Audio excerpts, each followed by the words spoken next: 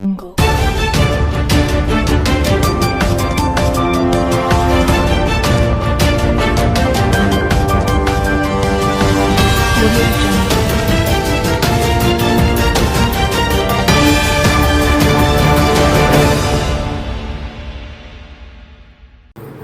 Committee సభ్యులందరూ ఎవరైతే వచ్చిందో ఇంద్రమ్మ కమిటీ సభ్యులకు ఈ స్టేజ్ మీద కూర్చుని అధికారం అందరికీ ఉంది.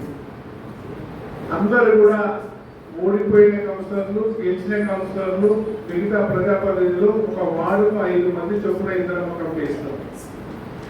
మీరు ఈడ ఇండ్లు ఏవైతే ఇంద్రమ్మ ఇండ్లు ఇచ్చినామో కమిషనర్ గారితో కోఆర్డినేషన్ చేసుకొని చేసుకోవాల్సిన బాధ్యతను మీ అందరికీ ఉందని చెప్పి నేను తెలియజేస్తాను. ఈ ప్రాంతంలో మున్సిపాలిటీలో మన నియోజకవర్గంలో 3000 ఇండ్లు వచ్చినప్పటికీ మన మున్సిపాలిటీలో ఉన్నటువంటి మేడ్చల్ పేరుతోనే ఈ కాన్స్టిట్యూన్సీ నియోజకవర్గం ఉంది. మరి ఈ నియోజకవర్గంలో ఉన్నటువంటి మేడ్చల్ ప్రాంతంలో చాలా మంది పేదలు ఉన్న ఆలోచనతో ఖచ్చితంగా ఇక గతంలో 219 ఇండ్లు వచ్చినాయి. మళ్ళీ ఇప్పుడు 75 ఇండ్లు కూడా స్టార్ట్ అయినాయి. ఈ 75లో ఇంతకుముందు ఉన్నదంటే చిన్న చిన్న ప్రాబ్లమ్స్ ఉన్నాయి. ఆ చిన్న చిన్న ప్రాబ్లమ్స్ ఏవైతున్నాయో ఇంతకుముందే మాట్లాడినప్పుడు మీ అందరికి చెప్పిన వేదిక మీద ఉన్నప్పుడు దయచేసి మీటింగ్ పెట్టినప్పుడే మనం ప్రజాప్రతినిధులను పట్టించుకుంటే పేద ప్రజలకు న్యాయం జరగదు. పేద ప్రజలకు న్యాయం జరగాలంటే ఎవరి వార్డుల్లో వాళ్ళు మీరు ఇంద్రమ్మ కమిటీ చైర్మన్ గా మీరు మాజీ కౌన్సిలర్లే ఉన్నారు. ఓడిపోయిన కౌన్సిలర్లు ఎవరైతున్నారో అక్కడ సభ్యులుగా చేయడం జరిగింది. గతంలో వాళ్ళు టీఆర్ఎస్ ఉండొచ్చు, బీజేపీ ఉండొచ్చు, కాంగ్రెస్ ఉండొచ్చు. ముఖ్యమంత్రి గారు తీసుకున్న నిర్ణయం ఏంటి? ఎవరైతే ప్రజాప్రతినిధులు ఉన్నారో వాళ్ళే చైర్మన్ గా ఉండాలి. ఉంటే ప్రజలకు అనుకూలంగా వాతావరణం పోతుంది, మరి మెసేజ్ కూడా పోతుందన్న ఉద్దేశంతో మనకి ఇంద్రమ్మ కమిటీ ఇస్తున్నాం. ఇంద్రమ్మ కమిటీ సభ్యులందరూ కూడా దయచేసి మీ మీ వార్డులలో బాధ్యత తీసుకోవాల్సిన అవసరం మీకే ఉంది. ప్రజాప్రతినిధులు మీరే. మీ వార్డులలో ఏ కారణం చేతనన్నా చిన్న చిన్న మిస్టేక్ ఉంటే సంబంధిత అధికారికి దానికి రిటర్న్ అయ్యాల్సిందిగా నేను కోరుతా ఉన్నాను. మనకి కమిషనర్ గారు ఉన్నారు. కమిషనర్ గారికి మీరు రిటర్న్ లో రైటింగ్ లో ఇస్తే ఆయన కమిషనర్ సంబంధిత అధికారులకు పంపుతారు. ఆ పని ఏమైందని తెలుస్తుంది. ఇక్కడ ప్రజాప్రతినిధులు లేరు. ఇప్పుడు ఆఫీసర్లే మనకు ప్రజాపాలన నడుపుతా ఉన్నారు. కనుక మనం అందరూ కూడా గుర్తుంచుకొని ఈ ఇంద్రమ్మ ఇళ్లను ఒక ముఖ్యమంత్రి గారు తీసుకున్నటువంటి నిర్ణయం రాష్ట్రంలో ఒక నియోజకవర్గానికి గౌరవంగా మనం ఎన్నో పనులు చేసినప్పటికీ ఆర్టీసీ బస్సు ఉచితం ఇచ్చినాం. అదేవిధంగా 200 యూనిట్లు కరెంటు ఉచితంగా ఇస్తూ ఉన్నాం. దానితో పాటు గ్యాస్ సిలిండర్ ఉచితంగా ఇచ్చినాం. ఇవన్నిటితో పాటు ఇంద్రమ్మ ఇల్లు కూడా మనకే బాధ్యత ఉంది. మనతో బాధ్యత వహించుకొని ఒక్కొక్క వార్డులో 23 వార్డులు ఉంటాయి. 23లలో కొన్ని వార్డులలో రాలేవు, కొన్ని వార్డులు వచ్చినాయి. మీరు ప్రజాప్రతినిధులుగా రేపు గెలవాలంటే ప్రజల్లో నిత్యం ఉండాల్సిన అవసరం ఉందని చెప్పి నేను తెలియజేస్తా ఉన్నాను.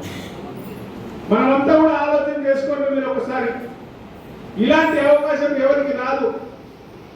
చాలా మంది చెప్తా ఉంటారు, గౌరవ ముఖ్యమంత్రి గారు రేవంత్ రెడ్డి గారు ఇచ్చినటువంటి ఇలాంటి అవకాశం ఏ ప్రాంతంలో కూడా ప్రజాప్రతినిధులకు రాదు. మరి గౌరవ ముఖ్యమంత్రి గారి ఆలోచనను ప్రజలకు తీసుకోవాల్సిన అవసరం మనకు ఉంది.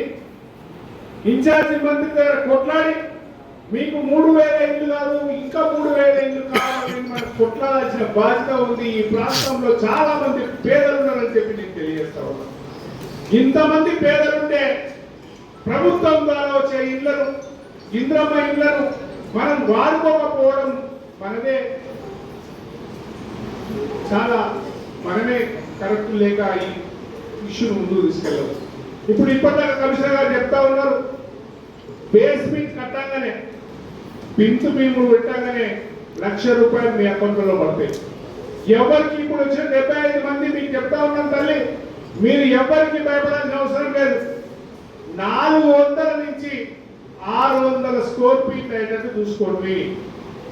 ఒక ప్రభుత్వం నిర్ణయం తీసుకుంది, ఒక యాప్ తీసుకొచ్చింది.